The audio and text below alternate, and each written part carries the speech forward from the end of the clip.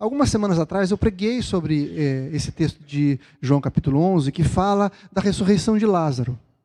E quando eu preguei, eu enfatizei o fato de que Jesus havia se demorado para ir até Lázaro para curá-lo. E Jesus faz isso propositadamente porque ele queria trazer uma lição para aquele povo, mostrar o seu amor, mesmo na espera. É duro, é às vezes difícil para a gente entender o amor de Deus quando as coisas não acontecem no nosso tempo, do jeito que a gente espera, do jeito que a gente quer, do jeito que a gente gostaria. Mas Jesus disse que amava aquela família, amava Lázaro. Jesus chamou Lázaro de amigo dele. Mas mesmo assim Jesus se demora. E quando ele chega, Lázaro já está morto. E ele mostra o seu amor, mostra como ele sentia, como ele sofreu por ver a dor daquele povo se lamentando por Lázaro. E a gente viu que mesmo na demora de Jesus, a gente pode entender e experimentar o amor do Senhor. Mas hoje eu queria mostrar para você como esse processo do milagre que Jesus operou na vida de Lázaro pode nos ensinar como a gente deve atravessar esses momentos de espera. Como a gente deve lidar com esses obstáculos que nos impedem de viver uma vida plena. A gente vai ver na vida de Lázaro, nesse milagre, como Jesus se livra ou destrói esses obstáculos que nos impedem de viver a plenitude de vida que Jesus tem para nós. Amém? Então vamos ler o texto. João capítulo 11, nós vamos ler a partir do verso 17. João capítulo 11, a partir do 17, diz assim: Chegando Jesus, encontrou Lázaro já sepultado havia 4 dias. Ora, Betânia estava a cerca de 15 estádios, mais ou menos 3 quilômetros, perto de Jerusalém.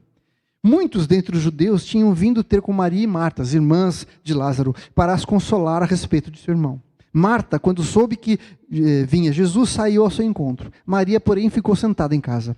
Disse, pois, Marta a Jesus: Senhor, se estiveras aqui, não teria morrido meu irmão.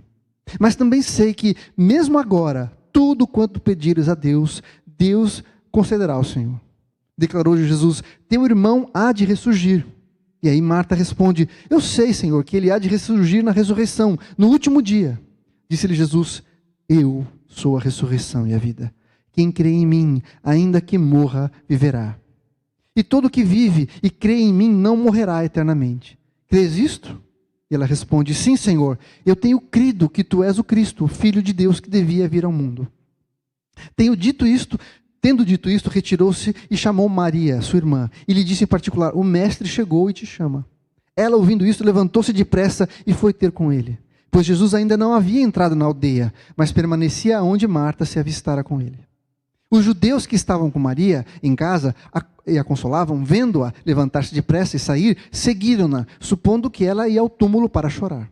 Quando Maria chegou ao lugar onde estava Jesus, ao vê-lo, lançou-se-lhe aos pés, dizendo: Senhor, se estiveras aqui, meu irmão não teria morrido. Jesus, vendo-a chorar, e bem assim como os judeus que a acompanhavam, agitou-se no seu espírito e comoveu-se, e perguntou: Onde o pusestes? Eles lhe responderam: Senhor, vem e vê.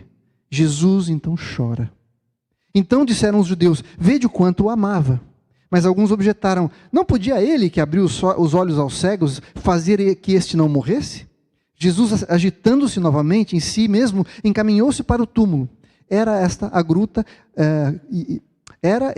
Uma gruta a cuja entrada tinham colocado uma pedra. Então ordenou Jesus: Tirai a pedra. Disse-lhe Marta, irmã do morto: Senhor, já cheira mal, porque já é de 4 dias. Respondeu-lhe Jesus: Não te disse eu que se creres verás a glória de Deus? Tiraram então a pedra, e Jesus, levantando os olhos para o céu, disse: Pai, graças te dou, porque o Senhor me ouviu. Aliás, eu sabia que sempre me ouves, mas assim falei por causa da multidão presente, para que creiam que tu me enviaste. E tendo dito isto, clamou em alta voz: Lázaro, vem para fora. Saiu aquele que estava morto, tendo os pés e as mãos ligados com ataduras, e o rosto envolto num lenço. Então lhes ordenou Jesus: Desatai-o e deixai-o ir. Até aqui. Talvez uma das palavras de Jesus mais poderosas, mais tremendas, mais fortes, é quando ele diz que todo aquele que crê em mim não morrerá eternamente. Jesus diz: Eu sou a ressurreição e a vida. Quem crê em mim, ainda que morra, viverá. Essa talvez seja a palavra que mais traz esperança para nós. Porque de tudo que pode acontecer conosco, talvez a coisa mais difícil, mais dura de a gente encarar, seja a morte, seja a separação de alguém que a gente ama. Ou o mesmo fato da gente ter que lidar, à medida que a gente vai envelhecendo, ter que lidar com o fato de que um dia a gente vai morrer. Mas quando Jesus nos traz essa palavra de esperança, sabendo que nele nós temos a esperança e a certeza da vida eterna, isso nos traz consolo. Não tem nada que possa nos vencer, porque nós temos a vida eterna. A pior coisa que pode acontecer com você é morrer. Mas mesmo isso, para isso Jesus tem uma solução. Jesus tem uma alternativa. E ele diz que quem crê nele, ainda que morra, viverá. Você consegue entender o poder dessa palavra?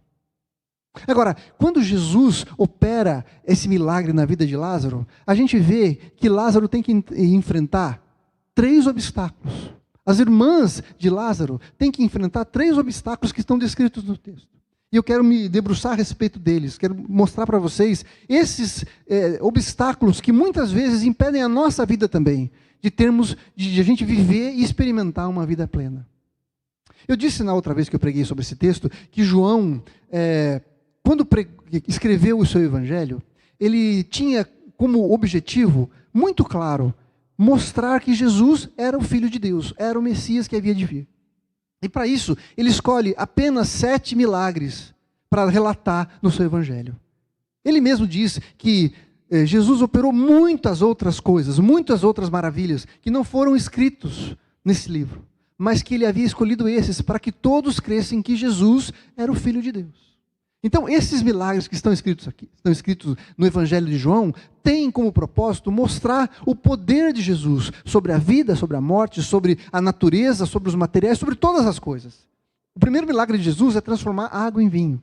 Depois ele pega e multiplica pães e peixes para alimentar uma pequena quantidade de pães e peixes para alimentar mais de 5.000 pessoas. Depois Jesus termina essa série de milagres que são descritos em João com a ressurreição de um homem que já havia morrido há 4 dias. Jesus havia ressuscitado outras pessoas, mas não que haviam morrido há tanto tempo. Então, o objetivo do Evangelho de João é mostrar que Jesus era de fato o Filho de Deus. Mas quando Jesus se depara com a morte de Lázaro, Jesus tem que destronar e quebrar e se livrar de 3 obstáculos que impedem que Lázaro pudesse viver a vida plena. E o primeiro obstáculo, o primeiro empecilho, o primeiro impedimento que ele tem que destruir é a incredulidade das pessoas. E como é que a gente lida com a incredulidade? A única maneira da gente lidar com a incredulidade é abastecer o nosso coração com a palavra e as promessas de Deus para nós. Veja que a primeira coisa que a gente vê no texto é que quando Jesus chega, Marta fica sabendo e vai correndo até Jesus. E a primeira coisa que ela fala é: Senhor, se o Senhor estivesse aqui, meu irmão não teria morrido.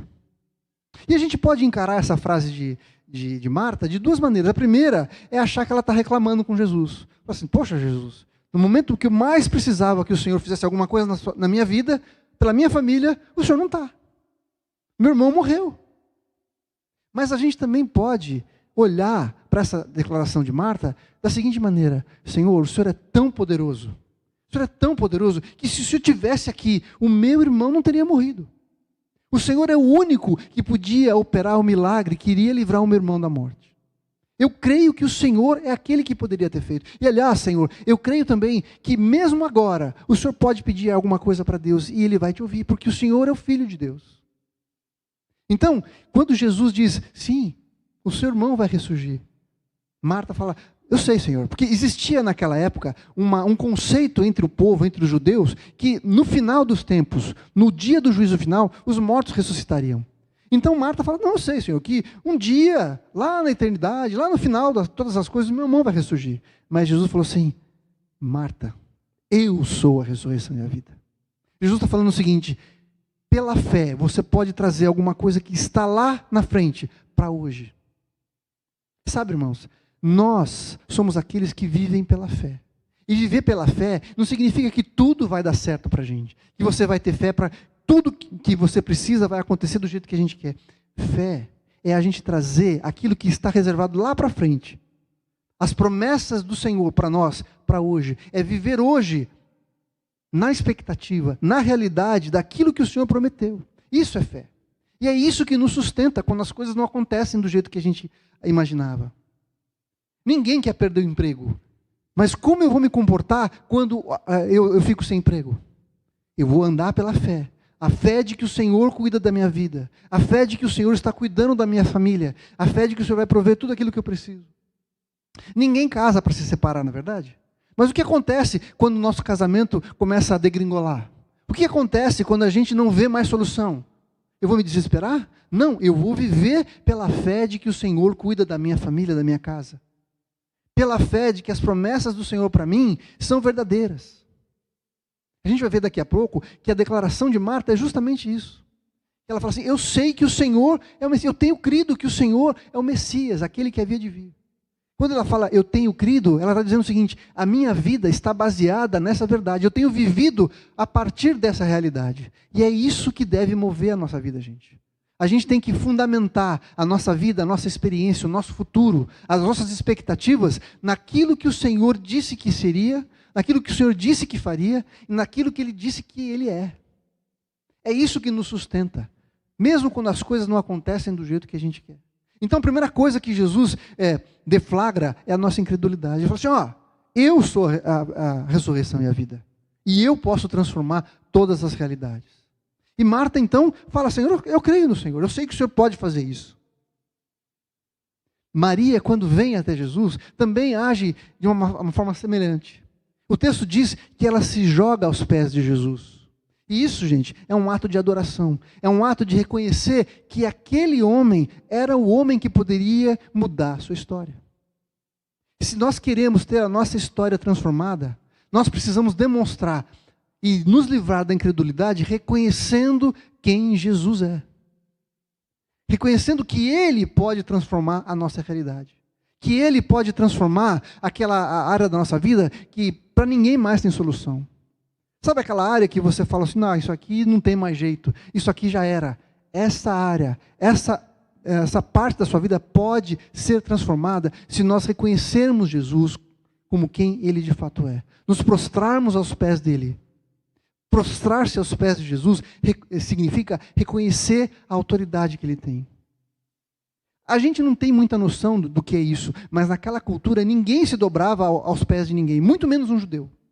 Porque a adoração devia ser dada somente a Deus, mas Jesus recebeu a adoração daquelas pessoas, porque aquelas pessoas reconheceram que Ele era de fato o Deus que havia de vir, o Deus que se encarnou, que se fez homem e que desejava transformar a nossa vida e a nossa situação. Então, a primeira coisa que precisa ser deflagrada, que precisa ser destruída na nossa vida é a nossa incredulidade, para que a gente possa viver uma vida plena. A incredulidade nos afasta do Senhor. A incredulidade dá lugar à murmuração. Do tipo, Senhor, se eu estivesse aqui, isso não teria acontecido. A murmuração dá lugar a um coração ingrato. A murmuração esconde as bondades do Senhor na nossa vida. Então, quando nós nos prostramos diante do Senhor, nós deflagramos a incredulidade e acabamos com ela. E permitimos que o Senhor nos fortaleça e encha o nosso coração de esperança com a sua palavra. É a palavra do Senhor que vai nos fortalecer para que creiamos naquilo que o Senhor quer fazer na nossa vida. Amém? Esse é o primeiro obstáculo que precisa ser vencido, a nossa incredulidade. E a incredulidade é vencida através da palavra do Senhor, da pregação do Evangelho. Nós precisamos estar expostos à pregação do Evangelho todos os dias. Nós precisamos pregar o Evangelho para nós mesmos todos os dias. Nos lembrarmos das promessas do Senhor. Nos lembrarmos da posição que nós temos em Jesus na medida em que nós o recebemos como Senhor e Salvador da nossa vida. A palavra de Deus diz que nós estamos assentados nas regiões celestiais em Cristo. É um lugar de autoridade, gente. Em Jesus, não porque eu sou bom, não porque eu cumpro os mandamentos, não porque eu faço tudo direitinho, porque eu venho na igreja, porque eu dou meu dízimo, não, mas porque Jesus, pela sua graça, me colocou nessa posição com Ele. É aí que eu tenho autoridade. E eu preciso pregar esse Evangelho da bondade e da graça do Senhor para a minha vida todos os dias. É isso que vai me ajudar a enfrentar as situações do nosso dia a dia. As demandas, as decepções, as faltas, as correrias. É isso que vai nos ajudar a permanecermos firmes. O segundo obstáculo que eu vejo nesse texto é a pedra. É interessante porque Jesus é o verbo de Deus. Lá no João capítulo 1, João diz que Jesus é o verbo de Deus. Aquele pelo qual todas as coisas foram criadas, pelo poder da voz do Senhor. Deus diz, haja luz. E o verbo de Deus fez com que tudo acontecesse. Jesus deu a ordem para Lázaro sair, mas Jesus não deu a ordem para que a pedra rolasse. Não acha interessante isso? Por que Jesus, que é o Todo-Poderoso, não fez assim e a pedra rolando? Porque existem coisas que nós somos responsáveis por fazer. A pedra é um impedimento. A pedra é aquilo que impede que a gente ouça a voz do Senhor. A pedra é tudo aquilo que está no caminho para que eu possa crer. A pedra é tudo aquilo que nós usamos para esconder aquilo que cheira mal. Quando Jesus manda tirar a pedra, Marta imediatamente fala assim, Senhor, o morto já está há 4 dias, ele já está cheirando mal.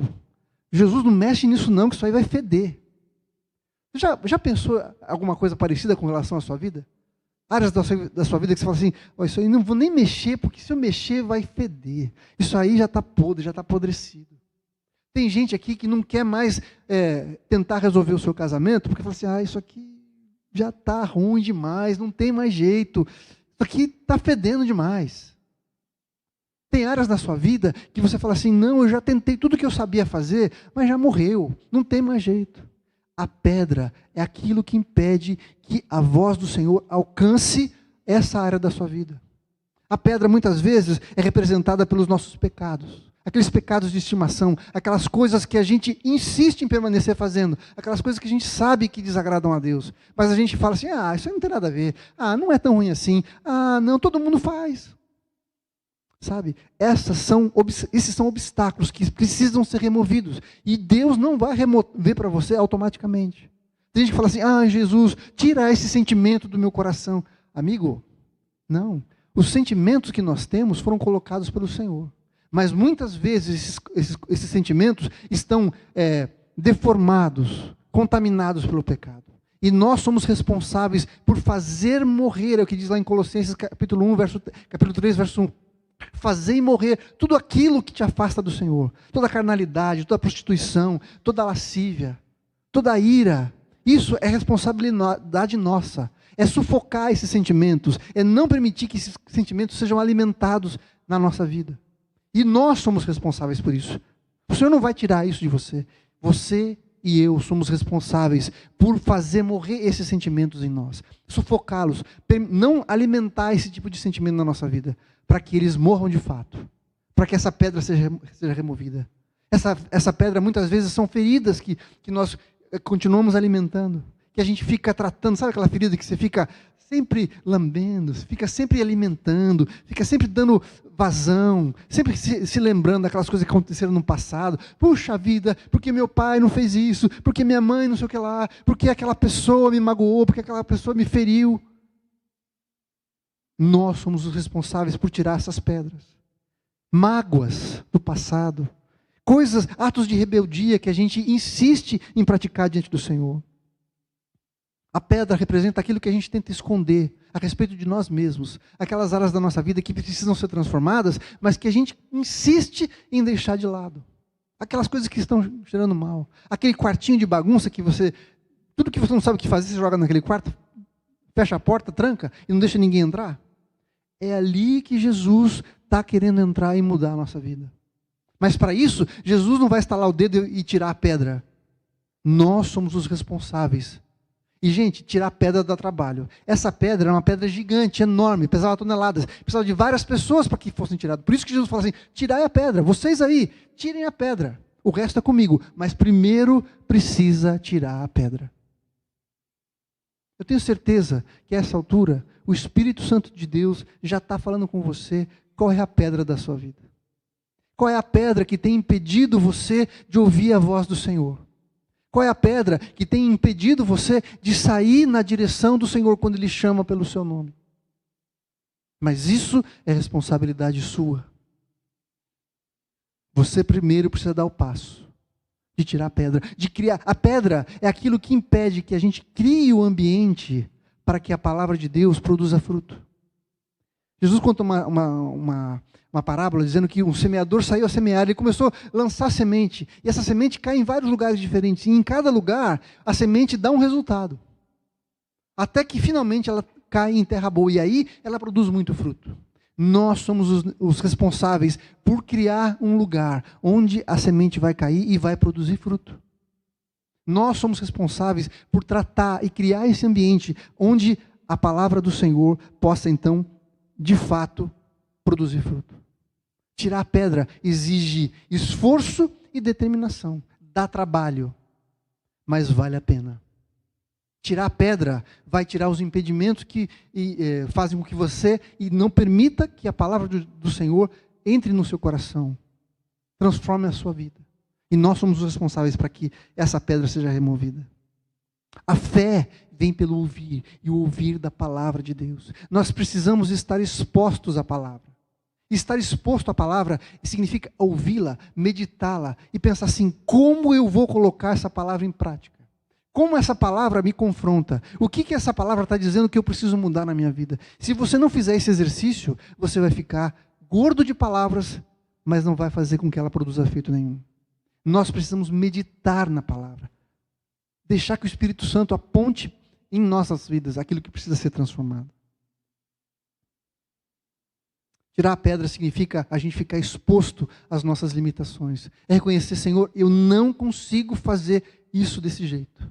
Senhor, tem essa área da minha vida que se o Senhor não fizer, eu não vou conseguir. Tirar a pedra significa a gente se desnudar na presença do Senhor. Reconhecer as nossas fraquezas, os nossos pecados e as nossas limitações. Porque Ele é poderoso para nos transformar, se nós tirarmos essas pedras que impedem que a gente ouça a voz do Senhor. Então, o primeiro obstáculo são as incredulidades do nosso coração. São aquelas coisas que a gente insiste em não ouvir o Senhor falar. Que a gente vê e duvida daquilo que o Senhor pode fazer. Que a gente não crê nas suas promessas para nós. Eu sempre falo e repito, a fé, gente, é como um músculo. Ela precisa ser treinada. Ninguém levanta 50 quilos de uma vez. Começa com 5, depois vai para 10, aumenta as repetições até que você esteja preparado para levantar os 50 quilos. A fé é a mesma coisa. Todos os dias nós precisamos exercitar nossa fé nas pequenas coisas. Senhor, como é que eu vou falar com essa pessoa? Senhor, como é que eu vou para o meu trabalho hoje? Senhor, como é que eu vou lidar com essa questão hoje? E o Senhor vai nos ensinando em pequenas coisas. Pequenas coisas. O Senhor não exige muita coisa. Ele pede a fé do tamanho de uma semente de mostarda. A menor sementinha que existe. Porque essa semente produz uma grande árvore. Não é o tamanho da sua fé. É o tamanho do Deus aonde você deposita a sua fé que faz a diferença. Uma pequena fé num grande Deus pode mudar todas as coisas da nossa vida. Amém? Então, incredulidade. Segunda, as pedras que estão no nosso caminho. As pedras que nos impedem de caminhar. As pedras que nos impedem de ouvir a palavra do Senhor para a nossa vida. E por último, o Senhor fala assim, quando Lázaro vem para fora, ele vem todo amarrado. Quem já viu o filme de zumbi? Como é que o zumbi anda? Tudo assim, né? Lázaro sai com a mão amarrada, com os pés amarrados e um lenço envolto no seu rosto. Era assim que eles enterravam as pessoas. Lázaro não podia fazer nada, não podia andar direito, ele não conseguia enxergar direito, não conseguia ouvir direito e não conseguia falar direito. E o que Jesus diz? Desatai-o e deixai-o ir. E aqui existe uma realidade que é fundamental para que nós entendamos como igreja. Lázaro veio para fora porque ele ouviu a voz do Senhor e obedeceu a sua voz. Inclusive existe um comentarista que diz o seguinte, que Jesus falou, Lázaro vem para fora, porque se Jesus tivesse dito só vem para fora, ia sair um monte de morto lá. Todo mundo ia falar, opa, comigo, vou voltar. Mas Jesus fala, Lázaro vem para fora. E Lázaro então ouve a voz do Senhor, é cheio do poder de Deus, e ele então volta à vida e começa a voltar. E começa a sair do túmulo da onde ele estava. Mas ele sai completamente amarrado. nas mãos, nos pés, ele não conseguia fazer as coisas direito, ele não conseguia andar direito, não conseguia ouvir, não conseguia ver, não conseguia falar. Lázaro estava vivendo como um zumbi, um morto-vivo. E sabe, muitas vezes, nós aqui, vivemos exatamente assim. Nós já fomos salvos por Jesus, fomos ressuscitados no nosso homem interior, temos vida em Jesus, mas andamos como zumbis. Por quê? As amarras ainda não foram tiradas. As amarras que nos impedem de ter uma vida plena, de viver como uma pessoa normal, que anda, que faz as coisas, que fala, que ouve a voz do Senhor, que enxerga as realidades espirituais, ainda estão limitadas porque ainda estamos amarrados. Os nossos pés, nas nossas mãos, os nossos rostos ainda está coberto com um lenço, com um véu, que nos impede de entender as realidades espirituais que o Senhor tem para nós. Agora, Lázaro não poderia se livrar disso sozinho. Jesus fala assim: desatai-o, vocês que estão aqui, desatem-no, para que ele possa experimentar a vida plena. Isso significa que a gente não faz as coisas sozinhos. Jesus te salvou e te deu vida e vida em abundância, mas aquelas amarras da nossa vida, que nos levaram à morte, que nos acompanharam quando nós morremos pelos nossos delitos e pecados, precisam ser removidas de nós. E isso é um processo que acontece na nossa santificação. Nós fomos imediatamente salvos e imediatamente fomos assentados nas regiões celestes em Cristo Jesus. Mas enquanto vivemos aqui, o nosso caráter, as nossas emoções, os nossos sentimentos, a nossa vida precisa ser trabalhada para que a gente chegue até a estatura de Cristo. E como o Senhor Jesus planejou que isso acontecesse na nossa vida? Através de um processo que envolve todo o corpo de Cristo. Às vezes a gente acha que vir na igreja é alguma coisa que a gente recebe por osmose. Não, eu vou na igreja e vou ser abençoado. Não, eu vou na igreja porque eu tenho que ir na igreja, cumprir a minha tarefa espiritual. Não é para isso que você vem na igreja. A gente vem na igreja, a gente se reúne como corpo, para que nós possamos ser expostos uns aos outros. Para que eu possa desatar da vida do Newton as amarras que estão na vida dele. E que o Caio possa olhar para mim e ver as coisas que estão me amarrando e me ajudar a me liberar daquelas coisas que estão me amarrando. Você percebe? Gente, a internet é uma bênção. O culto online é uma bênção porque você pode ouvir a palavra mesmo quando você está longe da gente. Mas é impossível que eu possa desatar você estando longe. O autor de Hebreus falou assim: não faça como muitos, deixar de se reunir. Porque quando a gente se reúne, é aí que o corpo de Cristo pode ser usado para nos edificar. Eu quero ler para você o que está escrito em Efésios, capítulo 4, do verso 11 ao 16. Diz assim, Efésios 4, versículo 11. Ele mesmo, Jesus, concedeu uns para apóstolos, outros para profetas, outros para evangelistas e outros para pastores e mestres, com vistas, para que, com a finalidade de todos cheguemos com vista ao aperfeiçoamento dos santos para o desempenho do seu serviço, para a edificação do corpo de Cristo. Cada um de nós tem um serviço para fazer, tem uma obra para realizar, tem um propósito de vida, mas a gente está limitado por essas amarras que estão em nós. Mesmo vivos, continuamos amarrados, e essas amarras precisam ser liberadas de nós através do corpo, através do trabalho do pastor, do apóstolo, do evangelista, do mestre, daquela pessoa que serve, daquela pessoa que ora, que intercede, daquela pessoa que abençoa com aquilo que tem sobejado daquilo que Deus tem dado para ela. Aquela pessoa que tem a habilidade, o prazer de servir, de amar, de repartir. Com vistas ao desempenho do seu serviço, à edificação do corpo de Cristo. Versículo 13. Até que todos cheguemos à unidade da fé e do pleno conhecimento do Filho de Deus, à perfeita varonilidade, à medida da estatura da plenitude de Cristo. Nós estamos aqui sendo treinados, sendo moldados para nos tornarmos pessoas parecidas com Jesus. O nosso alvo não é ser igual ao irmãozinho, não é ser igual ao pastor, é sermos iguais a Jesus. Esse é o nosso objetivo. É para isso que o Senhor nos coloca na igreja. Por isso, nós temos a eternidade toda para chegar lá. Enquanto estivermos aqui, seremos trabalhados uns pelos outros. Eu preciso de você. Eu sou abençoado pela sua vida. Você pode falar assim, mas eu acabei de chegar na igreja, eu não sei nada, eu até outro dia era um pecador. Você continua sendo um pecador. Talvez você conheça pouco ainda de Jesus, mas Deus colocou algo na sua vida que vai ser usada na minha para que eu possa crescer. E Deus colocou algo na minha vida para que você também possa se tornar uma pessoa mais parecida com Jesus. Amém? Sabe, esse milagre de Lázaro nos ensina algumas coisas. Que o Senhor, mesmo quando Ele parece demorar, Ele tem um propósito. Mesmo quando Ele faz o milagre da ressurreição, existem coisas que são responsabilidade nossa. Que nós precisamos fazer, precisamos tirar a pedra, precisamos uns aos outros servirmos uns aos outros para desatar aqueles que estão atados ainda. Atados nos seus pecados, atados em pesos, em manias que nós temos, que precisam ser desfeitas, que precisam ser eliminadas da nossa vida.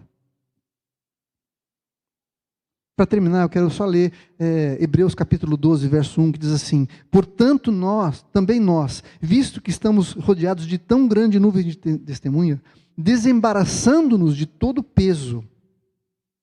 Aqui a ideia é exatamente desatando a gente daquilo que nos prende. E todo o peso do pecado, que tenazmente nos assedia, corramos com perseverança a carreira que nos está proposta. Existe algo para você fazer, para eu fazer, que só poderemos fazer se nós tivermos o nosso alvo em Jesus. Nos liberarmos do peso, das amarras que nos prendem, para vivermos a vida plena que o Senhor tem para nós. Deus tem plenitude de vida para você. Deus não tem um casamento mais ou menos para você. Deus não tem uma vida mais ou menos alegre para você. Não tem uma vida que é feliz só quando tudo está bem. Nós somos a luz do mundo. Por quê? Porque em nós habita o Espírito de Deus, que nos traz alegria e esperança em todo o tempo, a despeito das circunstâncias e das situações. Mas esses 3 obstáculos precisam ser removidos da nossa vida: a incredulidade, as pedras e as amarras. E isso acontece pela fé em Jesus, pelo serviço do corpo de Cristo, e na medida em que nós cremos naquilo que o Senhor prometeu para a nossa vida. Eu queria terminar esse tempo orando por você. Queria pedir para você fechar seus olhos. E hoje eu queria fazer alguma coisa diferente. Essa palavra é para cada um de nós, para todos nós. Ninguém aqui é melhor do que ninguém.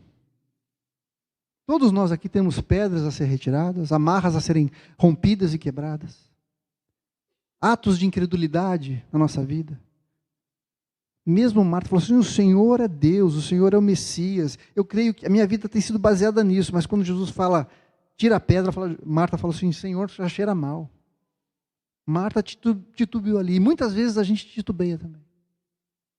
Então, se você hoje crê que precisa que algumas pedras da sua vida sejam tiradas, que algumas amarras da sua vida precisam ser rompidas, eu quero te desafiar a vir aqui na frente. Vem aqui na frente, eu quero orar por você, eu quero impor as mãos sobre você. Não que em mim haja alguma coisa especial, mas o poder de Deus vai se manifestar na sua vida.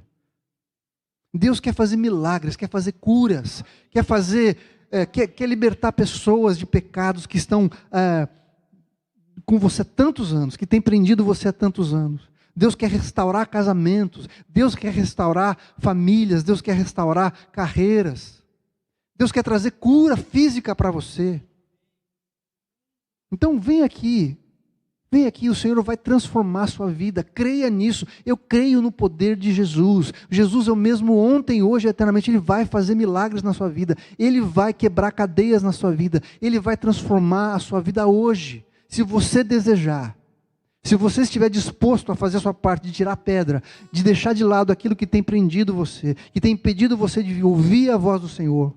Se você estiver disposto a se tornar vulnerável, para que o corpo de Cristo venha até você e quebre as cadeias, rompa as amarras da sua vida, o Senhor vai fazer isso hoje. E você está aqui na frente, é um primeiro passo para reconhecer o poder de Jesus.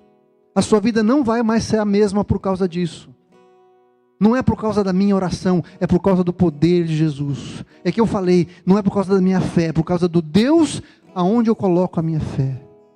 Não é a minha grande fé, é o meu grande Deus que vai transformar a sua vida. Feche os seus olhos aqui. Orar para eles também. Coloca a mão. Alguém vai colocar a mão sobre você. Esteja em espírito de oração, clamando a Jesus que transforme a sua vida. Que Jesus chame pelo seu nome. Ele vai falar assim: Márcia, vem para fora. Edna, vem para fora. Alex, vem para fora. Lucas, vem para fora. Jesus está chamando o seu nome hoje. Ele quer te dar vida e vida em abundância. O Senhor quer cortar as amarras da sua vida. Tudo aquilo que tem prendido você, aquilo que tem impedido você de viver a plenitude de Jesus para a sua vida. É hoje que o Senhor vai começar a fazer na sua vida. É um processo que começa hoje. É alguma coisa que o Senhor vai transformar na sua vida hoje. O Espírito Santo de Deus está aqui e Ele quer tocar a sua vida. Ele vai transformar a sua vida. Ele vai fazer uma nova história em você hoje. Para a glória do Senhor Jesus.